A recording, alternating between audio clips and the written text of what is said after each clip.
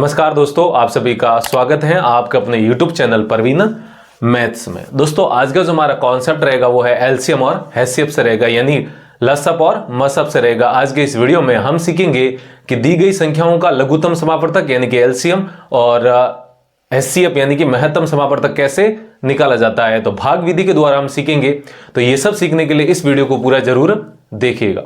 दोस्तों सबसे पहले हम सीखते हैं कि दी गई संख्याओं का लघुत्तम समापवर्तक कैसे निकाला जाता है। तो हमारा जो पहला सवाल है वो देखिए क्या है। यहां पर आप देख सकते हैं, मैंने आपके सामने लिखा है 12, 18 का एलसीएम ज्ञात कीजिए।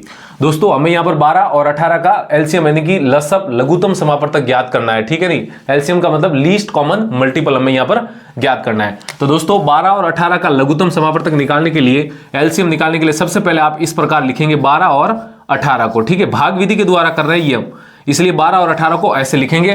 12 18 लिखा, फिर एक लाइन ऐसे और एक लाइन आपको ऐसे खींच देनी है, ठीक है। तो मैंने आपके सामने खींच दी।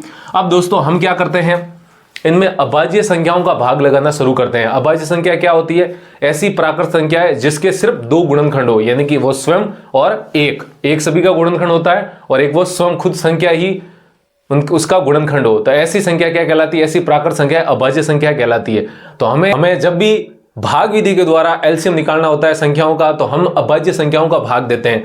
अभाज्य संख्या सबसे छोटी अभाज्य संख्या दोस्तों जो होती है वो होती है आपकी 2, 2 के बाद 3, 3 के बाद 5, 7, ऐसे ऐसे करके अभाज्य संख्या आगे बढ़ती रहती है। आप देख सकते हैं दो अभाज्य संख्या है, इसमें सिर्फ इस 2 का भाग जाता है और 1 का भाग जाता है, इसलिए 2 क्या है? अभाज्य संख्या। सिर्फ एग्जैक्टली जिसके 2 ही गुणनखंड, 2 ही फैक्टर हो, वो संख्या क्या कहलाती है? अभाज्य संख्या कहलाती है। तो हम जब भी एलसीएम निकालते हैं तो अभाज्य संख्याओं का भाग देना शुरू करते हैं, ठीक है दोस्तों।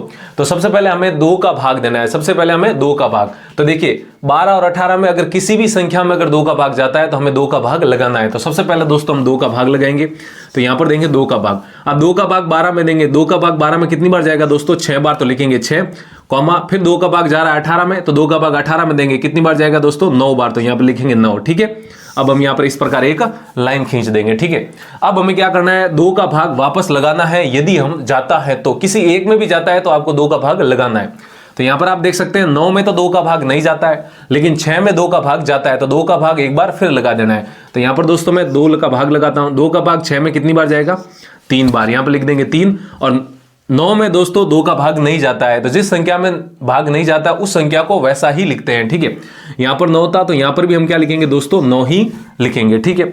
अब 2 का भाग चेक करिए, क्या 3 और 9 में से किसी में भी 2 का भाग जाता है? तो अब आप पाएंगे कि 2 का भाग अब नहीं जाता है। तो दोस्तों अब 2 का भाग नहीं जाता है, तो 2 के बाद जो आगे जो अभाज्य संख्या आती है वो क्या आती है दोस्तों? 2 के बाद 3 आती है, ठीक है। 3 अभाज्य संख्या आती है। तो अब आपको दोस्तों 3 का भाग लगाना है, ठीक है। तो यहां पर आप देख सकते हैं 3 का भाग इन दोनों में जाता है, यहां पर किसी एक में जाता है फिर भी लगाना है। चलो यहां पर दोनों में जाता है तो 3 का भाग लगा देते हैं। दोस्तों 3 का भाग 3 में देंगे, कितनी बार जाएगा? 1 बार। तो यहां पर लिखेंगे 1। अब दोस्तों 3 का भाग 9 में देना है, तो 3 एकम 3, 3 दूनी 6, 3 3 9। 3 का भाग 9 में दोस्तों कितनी बार जाएगा? 3 बार। तो यहां पर लिखेंगे 3 बार, ठीक है। ऐसा लिखना है। अब आपको एक और ऐसी लाइन खींच देनी है, ठीक है। अब दोस्तों 3 का भाग चेक करना है क्या वापस जाता है? तो 3 का भाग देखिए, 1 में तो हमारा जो ये प्रक्रिया होती है ये 1 लाने के लिए ही होती है। तो ये जो संख्या है 12, ये क्या बन चुकी है? 1 बन चुकी है, ठीक है। अब इसकी तरफ आपको नहीं देखना है। अब यहां पर देखिए 3 का भाग इस 3 में जाता है, तो 3 का भाग इसमें लगाएंगे। तो देखिए 3 का भाग ये तो 1 आ चुका है, इसको ऐसा का ऐसा लिखेंगे। अब 3 का भाग 3 में दोस्तों कितनी बार जाता है? 1 बार जाता है, ठीक है। तो अब आप देख सकते हैं ये जो हम 12 18 लिखते हैं, फिर ऐसे और ऐसे लाइन खींचते, फिर हम अभाज्य संख्याओं का भाग लगाते हैं। इसका जो दोस्तों करने का जो मकसद है वो क्या है? अंत में आपको एक ही लाना होता है। तो यहां पर आप देख सकते हैं 1 आ चुका है, ठीक है। अब दोस्तों हम क्या करेंगे? लघुत्तम समापवर्तक के लिए ऐसा करना है। अब हमें निकालना है एलसीएम। देखिए दोस्तों यहां पर मैं लिखूंगा एलसीएम, ठीक है। एलसीएम बराबर, अब दोस्तों तो यहां पर जो ये आपको संख्या दिख रही है, ये जो संख्या है इन 12 और 18 के क्या कहलाते हैं? गुणनखंड कहलाते हैं। जिसके भी आप एलसीएम निकालते हैं उन संख्याओं के लिए ये सब क्या है? गुणनखंड है, ठीक है। अब एलसीएम के लिए आपको क्या करना है? इन सभी गुणनखंडों को आपस में गुणा करवा देना है, ठीक है। तो यहां पर आप देख सकते हैं 2 गुणा 2 गुणा ये 3 और गुणा में कौन है दोस्तों? एक और 3 है, ठीक है। इस प्रकार आप यहां पर गुणा करवा देंगे। अब दोस्तों इसको गुणा करवाते हैं। 2 गुणा 2 कितना होता है? 4। 4 गुणा 3 दोस्तों हो जाएगा 12, और 12 को 3 से गुणा कराएंगे, कितना आएगा दोस्तों? 36 आएगा। तो यहां पर आप देख सकते हैं जो एलसीएम आया वो कितना आया? 36 आया।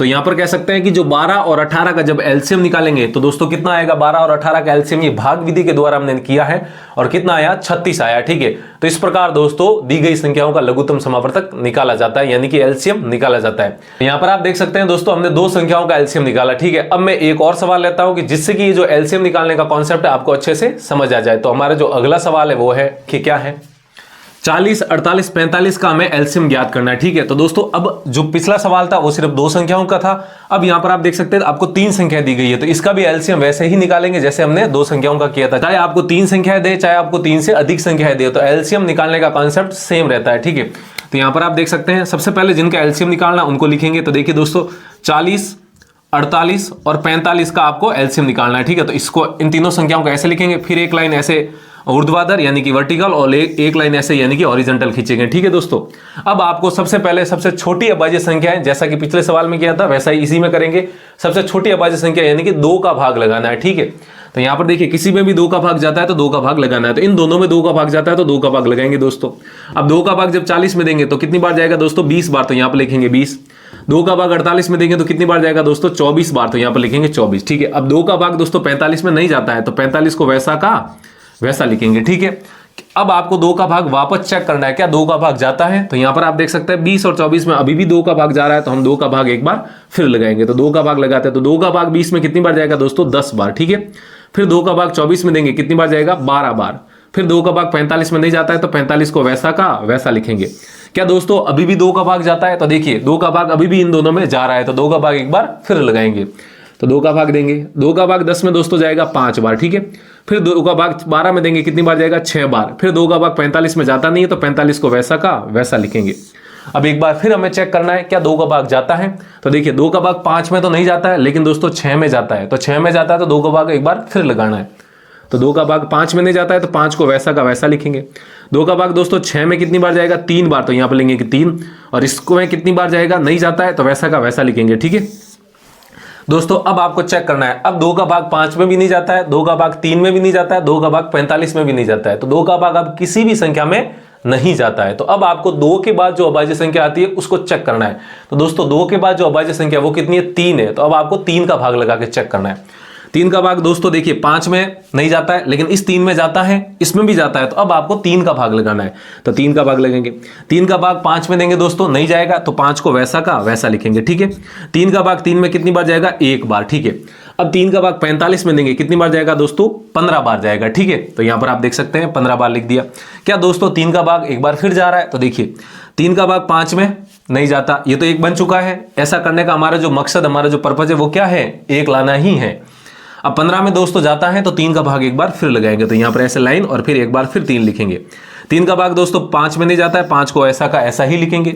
ये तो 1 आ चुका तो 1 लिख देंगे। 3 का भाग 15 में कितनी बार जाएगा दोस्तों, 5 बार जाएगा। ठीक है, तो लिख दिया 5। ठीक है, अब दोस्तों आपको चेक करना है क्या 3 का भाग फिर जाता है, 3 का भाग 5 में नहीं जाता है। 3 का भाग एक तो आ ही चुका है, तो अब इस 5 में भी नहीं जाता है, तो अब आपको 3 के बाद आगे बढ़ जाना है। तो 3 के बाद जो दोस्तों अभाज्य संख्या आती है वो क्या आती है, देखिए 3 के बाद 5 आती है, तो अब आपको सीधा 5 का भाग लगाने का चेक करना है। ठीक है, तो 5 का भाग जाता है तो 5 का भाग लगा देंगे। ठीक है दोस्तों, तो यहां पर लिखेंगे 5, इसमें जाएगा 1 बार, ये तो 1 आ ही चुका है, और 5 का भाग 5 में भी जाएगा 1 बार। तो अब आप देख सकते हैं दोस्तों हमारा जो मकसद था, हमारा जो लक्ष्य था वो क्या था, 1-1 लाना ही था। तो यहां पर देखिए अंत में 1-1 आ चुका है, सभी 1-1 बन चुके हैं।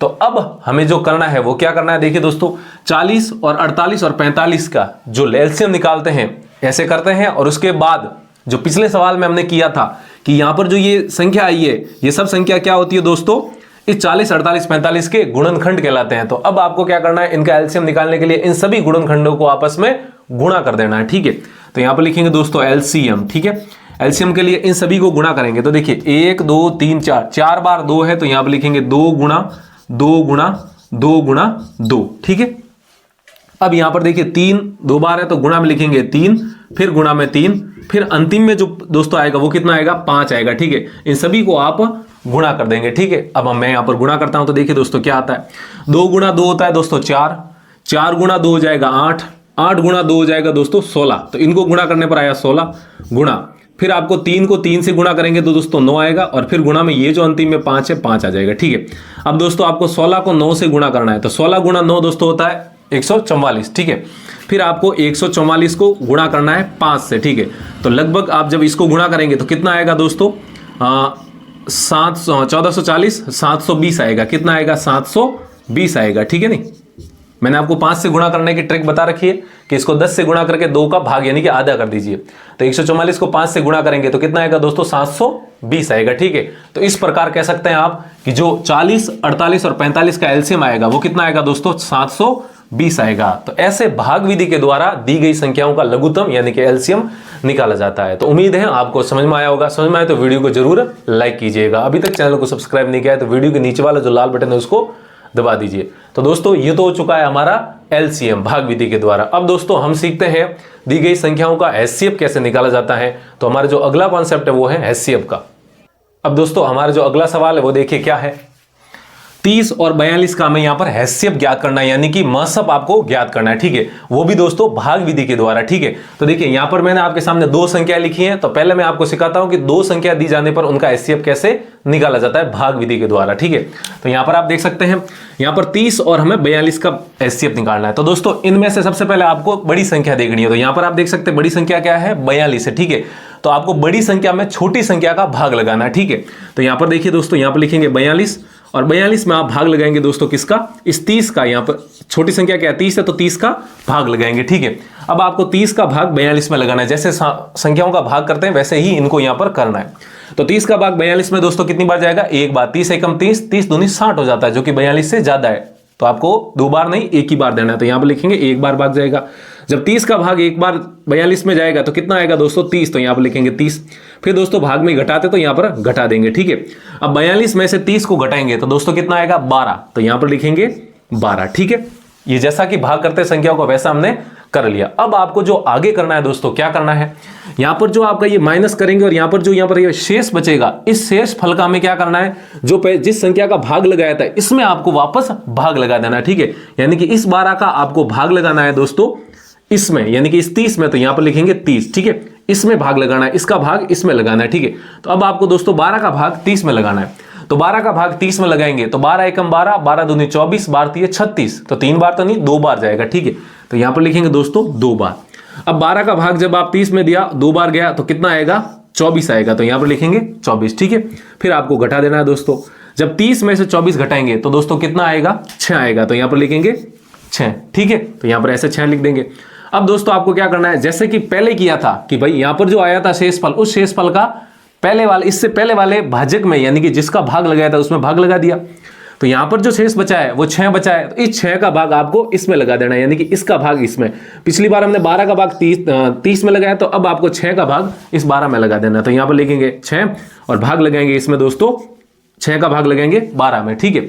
अब आपको 6 का भाग 12 में देना है। तो 6 का भाग 12 में देंगे तो 6 एकम 6, 6 दूनी 12, 2 बार एग्जैक्ट जाएगा बिल्कुल। तो यहां पर लिखेंगे 2 बार, ठीक है। तो यहां पर लिखेंगे 12 और फिर घट जाएगा और 12 में से 12 जाएगा तो दोस्तों क्या बचेगा, 0 बचेगा, ठीक है। यहां पर आपको रुक जाना है, ठीक है।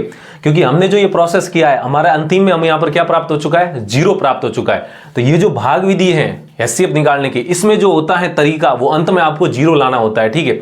तो जब 0 आ जाता है तब आपको देखिए इस भाग में ध्यान देना है, सिर्फ इसी भाग में आपको ध्यान देना है, ठीक है।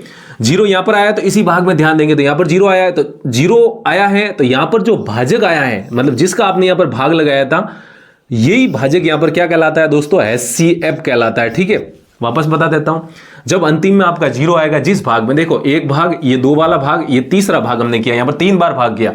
तो जिस हमारा तीसरे भाग में यहां पर शेषफल 0 आया है, तो जब शेषफल 0 आ जाता है उसी भाग में आपको भाजक चेक करना है। तो यहां पर भाजक यानी कि जिसका भाग लगाया वो क्या है, 6 है। वही उस स्थिति में क्या हो जाता है, उनका हैसियत हो जाता है। किनका, जो संख्या दी गई थी 30 और 42 का। तो यहां पर आप कह सकते हैं जो हैसियत आएगा वो कितना आएगा दोस्तों, 6 आएगा। और यही क्या है, आंसर है, ठीक है। तो उम्मीद है आपको समझ में आया होगा कि 2 संख्या दी जाने पर भाग विधि के द्वारा हैसियत कैसे निकालते हैं। तो आपको समझ में आए तो वीडियो को जरूर लाइक कीजिएगा। तो आप देख सकते हैं दोस्तों, हमें सिर्फ 2 संख्या दी है, ठीक है। यदि आपको 2 से अधिक यानी कि 3, 4 ऐसी संख्या दे, तब आपको हैसियत कैसे निकालना है भाग विधि के द्वारा। तो समझते हैं हमारे अगले सवाल के द्वारा। अब दोस्तों हमारा जो अगला सवाल है वो देखिए क्या है, हमें 20, 25, 30 का अब क्या ज्ञात करना है दोस्तों, मसअप यानी कि हैसियत ज्ञात करना है। इससे पहले वाला जो सवाल था उसमें 2 संख्या थी। अब यहां पर देखिए आप 2 से ज्यादा संख्या आ गई। तो जब भी 2 से ज्यादा संख्या हो तो देखिए क्या करना है। देखिए यहां पर दोस्तों हमें 3 संख्या दी और भाग विधि के द्वारा हमें इन तीनों का हैसियत ज्ञात करना है। तो अब इस स्थिति में आप क्या करेंगे, इन 3 में से आपको कोई भी 2 संख्या ले लेनी है, ठीक है। तो यहां पर मैं क्या लेता हूं, इस 20 और इस 25 को ले लेता हूं, इन दोनों को ले लेता हूं, ठीक है। तो यहां पर सबसे पहले आप क्या करेंगे, इन 2 संख्याओं को लेंगे और इन दोनों में सबसे बड़ी संख्या है उसमें छोटी संख्या का भाग लगा देंगे। तो यहां पर बड़ा कौन है दोस्तों, 25 है। तो हम क्या करेंगे, इस 20 का भाग इस 25 में लगाएंगे, ठीक है। तो यहां पर लिखेंगे 25 और फिर ये बड़ी है तो इस बड़ी में छोटी संख्या यानी कि 20 का भाग लगा देंगे, ठीक है। तो अब दोस्तों हम यहां पर 20 का भाग 25 में लगाएंगे। तो 20 का भाग 25 में कितनी बार जाएगा, एक बार। फिर यहां पर लिखेंगे 20, ठीक है। फिर घटा देंगे दोस्तों। अब 25 में से 20 जाएगा तो कितना बचेगा दोस्तों, 5 बचेगा। तो यहां पर लिखेंगे 5, ठीक है। अब यहां पर ये जो शेषफल बचा है इसका भाग हमने इस भाजक में लगाना है, ठीक है। इस भाजक में यानी कि इस 5 का भाग इसमें लगाना है। तो यहां पर ऐसा 5 का भाग और फिर लगाएंगे दोस्तों 20, ठीक है। अब आपको 20 में 5 का भाग देना है। तो 5 का भाग 20 में दोस्तों 5 एकम 5, 5 दूनी 10, 5 तीय 15, 5 चौके 20 यानी कि 4 बार, एग्जैक्ट 4 बार जाएगा। तो यहां पर लिखेंगे 4 और 20 आएगा पूरा का पूरा। घटाएंगे तो दोस्तों कितना आ जाएगा, 0 आ जाएगा। तो यहां पर लिखेंगे 0, ठीक है। तो आप देख सकते हैं अभी मैंने आपको पिछले सवाल में बताया कि जब भी आप ऐसा करते हैं तो जहां पर 0 प्राप्त हुआ है, जिस भाग में 0 प्राप्त हुआ उसी भाग में जो भाजक है वही क्या हो जाता है, हैसियत हो जाता है। तो यहां पर दोस्तों देखिए 5 जो हो जाएगा वो हैसियत हो जाएगा किसका दोस्तों, 20 और 25 का, क्योंकि हमने सिर्फ 20 और 25 का ही निकाला है, ठीक है। तो यहां पर आप देख सकते हैं जो हमारा हैसियत आया वो कितना आया दोस्तों, 5 आ गया, ठीक है। कितना आ गया, 5 आ गया। अब देखिए जो ये 5 है और जो पीछे वाली संख्या बची है उसको आपको दोनों को आपस में विभाजित कर देना है, ठीक है। हमेशा आपको ऐसा ही करना है, ठीक है। तो यहां पर आप देखिए दोस्तों, यहां पर ये हैसियत क्या आया, 5 है। तो ये लिखेंगे 5 और इस 30 का अब आपको आपस में क्या लगाना है दोस्तों, भाग लगाना है, ठीक है। तो देखिए इसमें बड़ा कौन है, 5। हैसियत का याद रखना, 2 संख्याओं का जो हैसियत आएगा उसमें आपको ध्यान लगाना है। तो इन दोनों संख्याओं को जो हैसियत आया वो कितना आया दोस्तों, 5 आया। अब इस 5 का और इस 30 का इस प्रकार भाग लगाना है, ठीक है। तो यहां पर देखिए 30, फिर आप देखिए दोस्तों बड़ी संख्या 30 है तो 30 में लगाएंगे इस छोटी संख्या यानी कि 5 का। तो यहां पर लिखेंगे 5 का, ठीक है। अब दोस्तों आपको 5 का भाग 30 में देना है। तो 5 का भाग 30 में देंगे तो कितनी बार जाएगा, 6 बार, पूरी बार चला जाएगा 6 बार। और यहां पर आएगा 30, 5 एकम 5, 5 दूनी 10, 5 तीय 15, 5 चौके 20, 5 पंजे 25 और 5 छके 30। तो 6 बार चला गया, 30 लिखा। यहां पर घटाएंगे दोस्तों तो 30 में से 30 जाएगा, कितना बचेगा, 0 बचेगा, ठीक है। तो यहां पर आप देख सकते हैं पहली बार में ही 0 प्राप्त हो चुका है। तो यहां पर जो 0 प्राप्त हुआ है उस भाग में जो भाजक है वो क्या है दोस्तों, 5 है, ठीक है। तो आप देख सकते हैं 20, 25 और 30 इन तीनों को आपस में किया और हमारा जो फाइनल हैसियत आया यानी कि अंतिम जो हैसियत है इन तीनों का हैसियत है वो कितना आया दोस्तों, 5 आया। यही देखिए 5 और यही हमारा क्या है, आंसर है। तो इस प्रकार आपको जब 2 से ज्यादा संख्या दी जाती है तब आप क्या करेंगे, पहले 2 संख्याएं लेंगे, कोई भी 2 ले लीजिए आप, उससे कोई फर्क नहीं पड़ता है। तो 2 संख्या लेंगे, उन दोनों संख्याओं का हैसियत ज्ञात करेंगे, जो हैसियत आता है उस संख्या का और जो पीछे संख्या बची है उस संख्या का आपस में इस प्रकार आपको भाग लगा देना है, ठीक है, 2 संख्याएं मानकर। तो ऐसे आपको करना है 2-2 संख्याएं लेकर, ठीक है, जब भी आपको 2 से अधिक संख्या दी जाती है। तो उम्मीद है आपको समझ में आया होगा कि दी गई संख्याओं का भाग विधि के द्वारा एलसीएम और एचसीएफ कैसे ज्ञात किया जाता है। समझ में आए तो वीडियो को जरूर लाइक कीजिएगा और चैनल को अभी तक सब्सक्राइब नहीं किया तो वीडियो के नीचे वाला जो लाल बटन है उसको दबा दीजिए। तो आज के लिए इतना ही रखते हैं, जल्दी मिलते हैं हम एक ऐसे ही बेसिक गणित से जुड़ी वीडियो के साथ। तब तक के लिए आप पढ़ते रहिए, मस्त रहिए और हंसते रहिए।